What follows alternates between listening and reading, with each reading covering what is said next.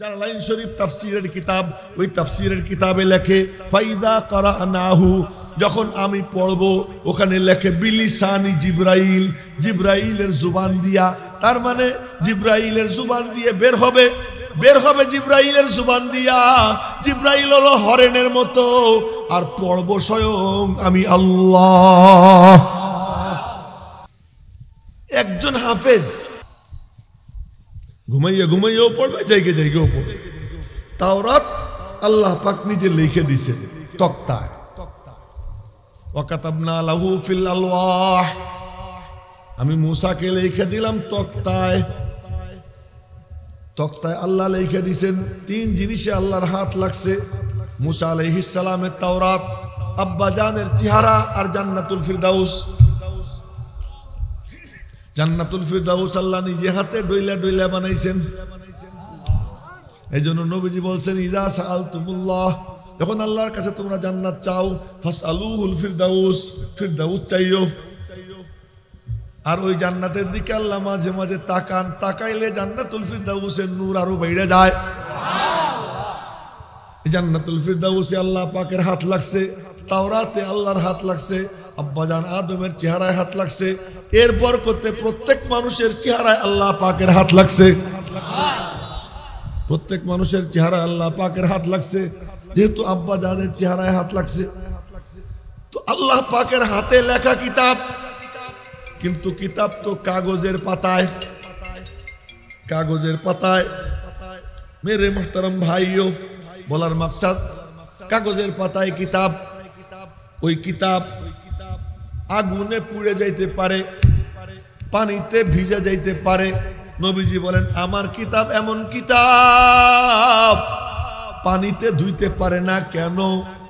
এই কিতাব এমন কিতাব আল্লাহ পাক তিলাওয়াত কইরা জিব্রাইলের মাধ্যমে, এই শুনবেন, মনে রাখবেন, চারটা শব্দ বলতেছি। কোরআনের কারিও আল্লাহ, বলেন কোরআনের কারি কে? আল্লাহ। কোরআনের মুকরি ও আল্লাহ। মুকরি মানে উস্তাদ, মুকরি মানে কি? উস্তাদ। কোরআনের কারিও আল্লাহ। আমি কিন্তু কোরআন শরীফ থেকে বলতেছি, আমার পকেট থেকে না। আল্লাহ পাক বলেন ফাইদা কারানাহু, যখন আমি পড়ব। কে পড়বে? আল্লাহ। আবার কেমনে পড়ে? আল্লাহর আওয়াজ আছে না? হ্যাঁ, আল্লাহর তো কোনো আওয়াজ নাই, কেমনে পড়বে? আল্লাহর আওয়াজ আছে আল্লাহর মতো। আল্লাহরেও বুঝি না, আল্লাহর আওয়াজও বুঝি না, কিন্তু যারে বুঝানের তিনি বুঝতেন। এই জন্য আল্লাহ পাক বলছেন দোস্ত, তুমি ওরকম জিহ্বা ঠোঁট নাড়াইও না, ওর দরকার নাই, তুমি চুপচাপ শোনো। নবীজি শুনতেন, কেমনে শুনতেন? জিব্রাইল পাশে দাঁড়ানো। জালালাইন শরীফ তাফসীরের কিতাব, ওই তাফসীরের কিতাবে লেখে ফাইদা কারানাহু, যখন আমি পড়ব ওখানে লেখে বিলিসানি জিব্রাইল, জিব্রাইলের জুবান দিয়া, তার মানে জিব্রাইলের জুবান দিয়ে বের হবে জিব্রাইলের জুবান দিয়া। জিব্রাইল হলো হরেনের মতো, আর পড়ব স্বয়ং আমি আল্লাহ। তা কোরআনের কারি কে? চিন্তা করে দেখেন, কোরআনের কারি কে? আচ্ছা, কারি আল্লাহ, উস্তাদ কে? আমি বলতেছি না, আপনারা পড়েন কোরআন শরীফ। সাব্বিহ ইসমা রাব্বিকাল আলা আল্লাযী খালাকা ফাসাওয়া ওয়াল্লাযী কদ্দারা ফাহাদা ওয়াল্লাযী আখরাজাল মারআ ফাজআলাহু গুসাআন আহওয়া সানুকরিউকা, আমি তোমারে পড়াইয়ে দিব। আল্লাহু আকবার কয় না? আমি তোমারে পড়াইয়ে দিব। যে পড়াইয়ে দেয় তারে বলে মুকরি। আরবিতে কিন্তু মুকরি বলে, মুকরি মানে উস্তাদ। তো কোরআনে কারীমের মুকরি কে? কারিও আল্লাহ, মুকরিও আল্লাহ, সুবহানাল্লাহ। আচ্ছা, এখন কারিও আল্লাহ, মুকরিও আল্লাহ, কোরআন শরীফের ব্যাখ্যা কে করবে? নবীজিরে আল্লাহ বলতেছেন ওই দায়িত্ব তোমার না, ওইটাও আমার। সুম্মা ইন্না আলাইনা বায়ানা, কোরআনের ব্যাখ্যাও করব আমি আল্লাহ। হ্যাঁ, আমি ব্যাখ্যা তোমার সিনায় ঢালবো, পরে তুমি ব্যাখ্যা করবা। আর ওই ব্যাখ্যার মধ্যে গবেষণা করবে তোমার উম্মতের বড় বড় আলেমরা। আর ওই গবেষণা করার পরে তারা খালি মণিমাণিক্য বের করবে, যেমন সমুদ্রের মধ্যে ডুব দিয়া মণিমাণিক্য বের করে। ইমাম আবু হানিফা উনি নবীজির ব্যাখ্যার মধ্যে ডুব দিছেন, ডুব দিয়া মণিমাণিক্য বের করতে করতে 13 লক্ষ মাসআলা বের করছেন। কত? 13 লক্ষ মাসলা বের করছেন। তো ব্যাখ্যা করছেন আল্লাহ, নবীজি দিলে ঢাইলে দিছেন, ওই ব্যাখ্যা করছেন নবীজি। কেন? আল্লাহুম ইয়াতাফাক্কারুন, যে ওরা ফিকির করবে, গবেষণা করবে, গবেষণা করলে ওর মধ্যে মণিমাণিক্য পাবে। এই গবেষণা কিয়ামত পর্যন্ত শেষ হবে না। লা তানকাজি আজাইবুহু, এই কোরআন শরীফের ব্যাখ্যা কিয়ামত পর্যন্ত শেষ হবে না। মেরে মোহতারাম ভাইও, একজন হাফেজ করলাম না, একজন হাফেজ, হ্যাঁ? তো ব্যাখ্যা কারো কে? আল্লাহ। এরপর হিফাজত করনে वाला কে? আল্লাহ। হিফাজত করনে वाला আমি আল্লাহ। কেমনে হিফাজত করব? কবি আউলিয়াই, আমার ওলিদেরকে দিয়া। তোমার ওলি কারা? যাদের সিনায় কোরআন দিব ওরা আমার ওলি। সুবহানাল্লাহ কয় না ভালো করে? যাদের সিনায় কোরআন দিব ওরা আমার ওলি। সুবহানাল্লাহ সুবহানাল্লাহ। এজন্য কোরআন কারে দেয় জানেন? কোরআন দেয় তারে যারে আল্লাহ পছন্দ করে, তারেই দেয়। আজকে যার মাথায় পাগড়ি পরাইলাম আল্লাহ তারে পছন্দ করছে, আল্লাহ তারে পছন্দ করছে। রিকশাওয়ালার ছেলেরে আল্লাহ পছন্দ করে, অন্ধরে আল্লাহ পছন্দ করে, এতিমরে আল্লাহ পছন্দ করে, এতিমরে আল্লাহ পছন্দ করে। বাইজিদ বুস্তামি এতিম, এই ঘটনাটা একটু শুনেই। বাইজিদ বুস্তামি এতিম। বাইজিদ বুস্তামির মা হলো কাজের বুয়া। কাজের বুয়া বুঝুন তো, বাড়ি বাড়ি কাজ করে পয়সা করি উপার্জন করে, ওইটা দিয়ে ছেলেরে নিয়ে ঘর সংসার চলে কোন। সেই বাইজিদ বুস্তামিরে মাদ্রাসায় দিছে, দিয়ে কইছে কি হুজুর ওরে ছুটি দিয়েন না যতদিন না আল্লাহর ওলি হয়। যাওয়ার সময় বলে কি হুজুর মা ছাড়া তো কোনোদিন থাকে নাই, বাপ তো ছোটবেলায় মারা গেছে, তো ও খুব ছুটি চাবে, ছুটি দিয়েন না আল্লাহর ওলি হওয়ার আগ পর্যন্ত। উস্তাদ বলছে আচ্ছা ঠিক আছে ছুটি দিব। 6 বছর বয়সে দিছে। মনোযোগ দিয়ে শুনেন, এই ঘটনা অনেক লম্বা করে কইতে গেলে এইটাও ঘন্টাখানিক দরকার, কিন্তু বলবো মাত্র 5 মিনিটে। তো বাইজিদ বুস্তামি মা ছাড়া তো কোনো সময় থাকে নাই, প্রতিদিন মনে চায় উস্তাদের কাছে ছুটি চাই, কিন্তু মা না বলে গেছে ছুটি না দিতে, উস্তাদ তো দিবে না। একদিন অনেক হিম্মত করে গিয়ে কে হুজুর আমি সত্যি বলতেছি খালি যাবো আর মারে একবার দেখে আসবো, আর কিচ্ছু না, শুধু একবার দেখ। মেলা দিন দেখি না। উস্তাদ চিন্তা করলেন যদি না করি বাচ্চার দিল ভেঙে যায়, আর যদি ছুটি দেই তাহলে ওয়াদা ভেঙে যায়। ওয়াদা ভাঙ্গাও ঠিক না, দিল ভাঙ্গাও ঠিক না। তো এক কাম করি, কিতাব নিয়া কিতাবের মধ্যে লম্বা পড়া, যা মুখস্থ করতে 10-12 দিন লাগার কথা, বলছে এই পড়াটুক যদি আজকে সন্ধ্যার পরে শুনাইতে পারিস তাহলে তোর ছুটি। বাইজিদ বুস্তামি চলে গেছে, গিয়ে পড়ার পরিমাণ দেখে কয় আল্লাহ এদি হুজুর আমার মানে বিপদে ফেলেছে। তার মানে উস্তাদ এই পড়াও শুনাইতে পারবো না, ছুটিও দিবে না। হঠাৎ করে মনে মনে কয় আরে আমার মা না বলতো আল্লাহ সব পারে। দেখেন মা কি জিনিস, উস্তাদের মুখেও শুনছি আল্লাহ সব পারে। তো গোপনে গিয়া নামাজ 2 রাকাত পড়ে কয় আল্লাহ তুমি তো সব পারো, আমার মারে দেখার খুব ইচ্ছা, তো তুমি এই সবকটা আমার একটু মুখস্থ করাই দাও আল্লাহ দাও। এই কচি কচি 2 হাত এই যখন উঠছে আল্লাহর সামনে, আল্লাহর রহমতে জোশ এসে গেছে। এরপরে গিয়ে কিতাব খুলছে, দেখে যে পৃষ্ঠার দিকে তাকায় আর মুখস্থ হয়ে এই করতে করতে সব মুখস্থ হয়ে গেছে। সন্ধ্যার পরে গিয়ে কয় আসসালামু আলাইকা ইয়া উস্তাদজি। উস্তাদজি সালাম। কি? পড়া শোনেন। হুজুরের মাথায় বলে কি এই পড়া মুখস্থ করে ফেলেছি। শোনা এখন শুনেই দিস, এখন তো ছুটি দেওয়াই লাগে। ছুটি দিছে, ছুটি দিছে, সকালবেলা চলে গেছে মার কাছে, অনেক দূর। দরওয়াজায় গিয়ে টোকা দিছে, কে? আমি বাইজি। কোন বাইজি? আম্মু আমি তোমার পোলা। না না না আমার ছেলে তো ওলি হওয়ার আগে আসবে না। আমার উস্তাদের সাথে কথা হয়েছে, ওলি হওয়ার আগে আসবে। এই কথা বলার পরে বাইজিদ বুস্তামি দরজার থেকে ফিরে আসছে। অতটুকু বাচ্চা, 6 বছরের বাচ্চা দরজার থেকে ফিরে আসছে। উস্তাদের কাছে যাওয়ার পরে উস্তাদ চেহারা দেখে উস্তাদের কলজা ফেটে আসছে। বুকের মধ্যে নিয়ে আদর করছে, সান্ত্বনা দিছে। সান্ত্বনা দিয়ে কয় কি, বাবা মনে কষ্ট রাখিস না। উস্তাদ জি, আমি আরো ছুটি চাবো, আপনি আমার ছুটি দিয়েন না। আমার মা আমার ঘরে ঢুকতে দিবে না, ছুটি দিয়েন না। 16 বছর ছুটি দেয় নাই, উস্তাদের কাছে পড়ে রয়েছে। আল্লাহর পছন্দ হয়েছে।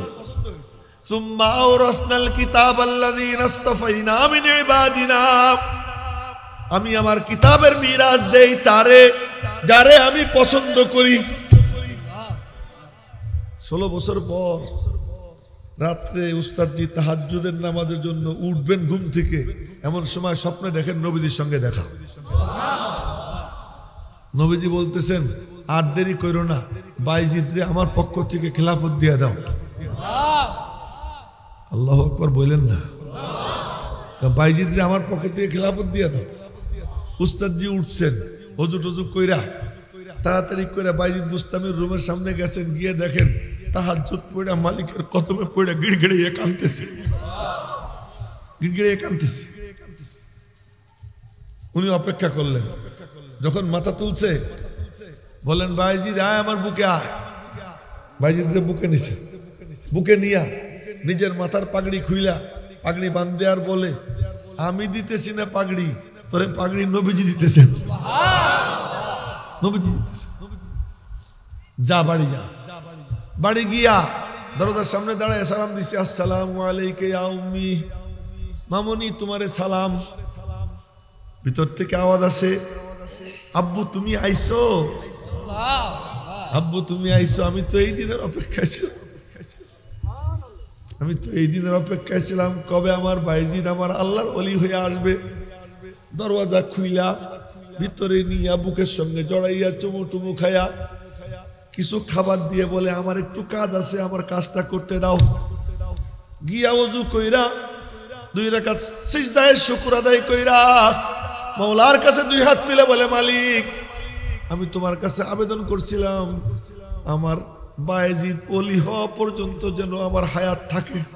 তো তুমি আমারে দেখাইছো আমার বাইজিদ তোমার ওলি হয়ে গেছে। এখন আমার দুনিয়ায় থাকার আর কোনো লোভ নাই, এখন তুমি আমারে যে কোনো সময় ডাক দিতে পারো।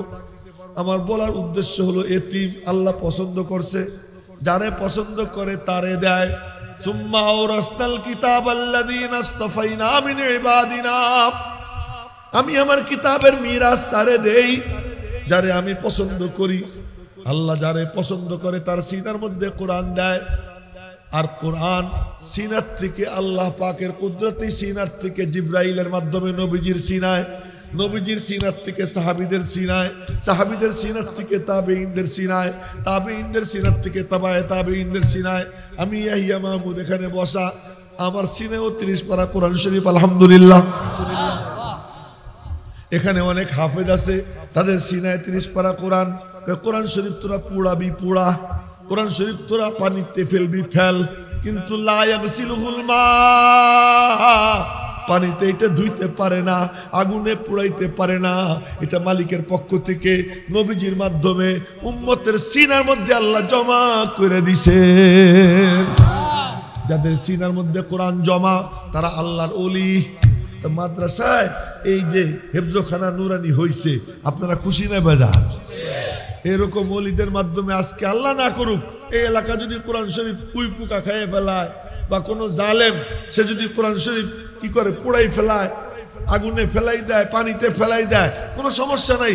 একজন হাফেজ দাঁড়াই যাবে বড় এক মসজিদে অথবা এমন এক মাহফিলে কোরআনে কারিমের তিলাওয়াত করতে থাকবে, যারা লিখতে পারে লিখবে, এক মজলিসের মধ্যে শত শত জিল কোরআন শরীফ তৈরি হয়ে যাবে। এই কোরআন শরীফকে খতম করতে পারে এমন সামর্থ্য কারো নাই।